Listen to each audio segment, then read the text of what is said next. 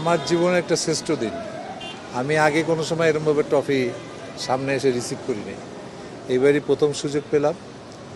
আমার জীবনের সবচেয়ে স্মরণীয় দিন হলো আজকে। ওয়ার্ল্ড কাপ ট্রফিটা দেখলাম, সিলভা নিয়ে এসেছিল ব্রাজিলের প্লেয়ার, আর আমাদের সবাই ছিলেন। এখন রেডিসনে যাবে ট্রফিটা, ওখানে আমাদের টাইম টু টাইম সেট করা আছে, কে কখন আসবে, কে কখন দেখবে। Nice day. স্পোর্টসের তো একটা ভালো দিন অবশ্যই, আমার জন্য স্পেশাল একটা ডে। আমি খুব ভালো লাগছে।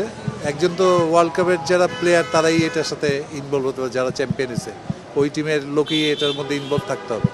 সেই জন্য ওই ডি সিলভাই আমাদের দেশের জন্য, ডি সিলভাই এক কান্ট্রির জন্য একজন আসবে। বিজলি কেবলসের স্কিন কোটেড ইনসুলেশন আগুন প্রতিরোধী। বিজলি কেবলস, নিরাপদ আজীবন। এই স্পিড তো অবশ্যই আমাদের আছে, কিন্তু সেই অ্যাবিলিটি আমাদের এখন পর্যন্ত হয় নাই। আমরা যাব ওয়ার্ল্ড কাপে, এটা তো আমার জেনারেশন না পাক, নেক্সট জেনারেশন পাবে, নেক্সট জেনারেশন পাবে, আরেক জেনারেশন পাবে, আপনারা পাবেন না, আপনার পরবর্তী জেনারেশন পাবে। ওয়ার্ল্ড কাপ বাংলাদেশ অবশ্যই একদিন একদিন খেলবেই, এই আশা নিয়ে আমরা আগাচ্ছি। ফুটবল তো ডাউন হয়ে গেছিলো, একটা স্পিড বেড়েছে না, তাবিদ আওয়াল আসার পরে, প্রেসিডেন্ট হওয়ার পরে ফুটবলটা তো একটা ভালো জায়গায় এসছে। এটাকে আপনারা আরও বাদবাকি সহযোগিতা করে এটাকে আগে নিয়ে যেতে হবে।